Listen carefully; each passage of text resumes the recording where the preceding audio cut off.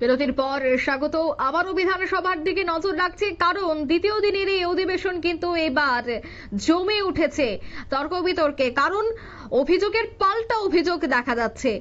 রাজ্যের মাফিয়াদের নিয়ে এবার প্রশ্ন তুললেন কংগ্রেস বিধায়ক সুদীপ রায় বর্মন।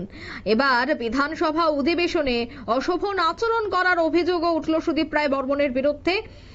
অভিযোগের পাল্টা অভিযোগে কিন্তু এবার সরব বিধায়করা। তবে সে বিষয়ে আরো বিস্তারিত জানবো। টেলিফোন লাইনে যুক্ত হয়ে গেছে প্রতিনিধি সম্রাট চৌধুরী। সম্রাট, রাজ্যের মাফিয়াদের নিয়ে প্রশ্ন তুলেছে কংগ্রেস বিধায়ক, অন্যদিকে বিধানসভা অধিবেশনে অশোভন আচরণ করার অভিযোগও উঠল সুদীপ রায় বর্মনের বিরুদ্ধে। ঠিক কি রয়েছে এই মুহূর্তে আপডেট?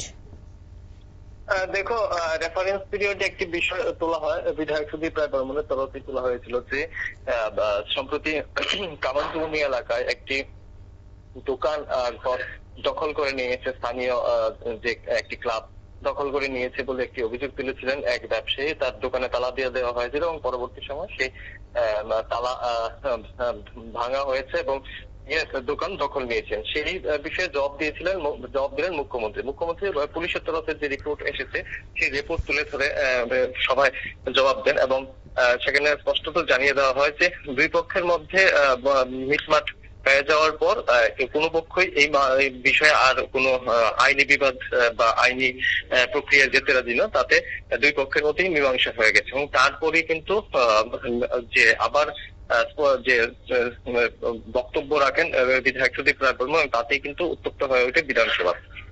তার বক্তব্য যে এক জায়গায় যেহেতু তিনি বেশ কিছু লোকের নাম করেন, একজন আঙ্কেল বলে রয়েছেন ওই এলাকার একজন প্রভাবশালী ব্যক্তি, সেই আঙ্কেলের নাম তোলা হয় এবং আঙ্কেল প্রদীপ, সেই আঙ্কেল প্রদীপের নাম তুলে তিনি আঙ্কেল প্রদীপের সঙ্গে এলাকা, যেহেতু যে এলাকাটি শান্তিপাড়া এলাকা এবং ওই এলাকায় মুখ্যমন্ত্রীর দীর্ঘদিন বসবাস ছিল, তো ওই বিষয়টিকে দুটি বিষয় একসঙ্গে জড়িয়ে মুখ্যমন্ত্রীর বিরুদ্ধে অভিযোগ তোলার চেষ্টা করে এবং তাতেই কিন্তু ক্ষিপ্ত হয়ে ওঠে। এবং পাল্টা জবাবে কিন্তু মুখ্যমন্ত্রী নিজেই বলেন যে তিনি ওই সময় রাজনীতিতে ছিলেন না, যখন রাজ্যের বিভিন্ন এলাকায় মাফিয়া রাজ্যের যে ব্যক্তিরা জড়িত রয়েছেন তাদের সঙ্গে বিরোধী দলের যে বর্তমান যে বিধায়করা রয়েছেন, নেতা বিধায়ক রয়েছেন, তাদেরও নাম জড়িয়ে আসছিল বলতে এরকম অভিযোগ এবং পাল্টা অভিযোগ কিন্তু আজ উঠে আসে এবং তাতেই কিন্তু উত্তপ্ত হয়ে ওঠে বিধানসভা।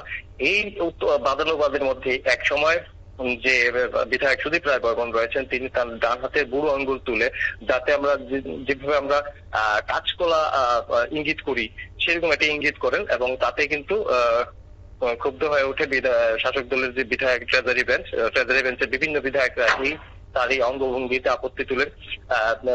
বিধানসভার মুখ্য সচেতক বিধায়িকা কল্যাণী সাহা রায়, ইনিও এই বিষয়ে জোর আপত্তি তোলেন এবং দুই একজন বিধায়ককে বলতে শোনা গেছে যে এই যে অঙ্গভঙ্গি করা হয়েছে তার জন্য যাতে বিধায়ক সুদীপ রায় বর্মনকে এক্ষুনি বরখাস্ত করা হয়, বরখাস্তেরও দাবি তোলা হয়।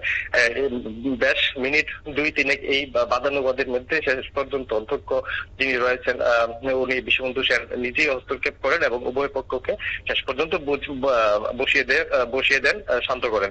কিন্তু যাই হোক, এই অঙ্গভঙ্গির অভিযোগ কিন্তু আজ উঠেই রইল, যদিও শেষ পর্যন্ত এই বিষয় নিয়ে কিন্তু সে ধরনের কোনো ব্যবস্থা কিন্তু নেওয়া হয়নি বা বিষয়টিকে ওই জায়গায় শেষ করে দেওয়া হয়েছে। অঙ্কিতা। ধন্যবাদ সম্রাট। বিধানসভা অধিবেশনে অশোভন আচরণ এবং সেই অশোভন আচরণের অভিযোগ কিন্তু উঠেছে সুদীপ রায় বর্মনের বিরুদ্ধে। অর্থাৎ দ্বিতীয় দিন একেবারে জমে উঠেছে বিরোধী এবং শাসক দলের অভিযোগের পাল্টা অভিযোগে কিন্তু একাধিক বিষয় উঠে আসছে এবং বিধানসভায় কি আলোচনা আরো হচ্ছে সমস্তটা বিষয়ে কিন্তু মুহূর্তে মুহূর্তে আপডেট আমরা দিয়ে থাকবো আপনাদের। এই মুহূর্তে নিয়ে নিচ্ছে ছোট্ট একটি বিজ্ঞাপন বিরতি।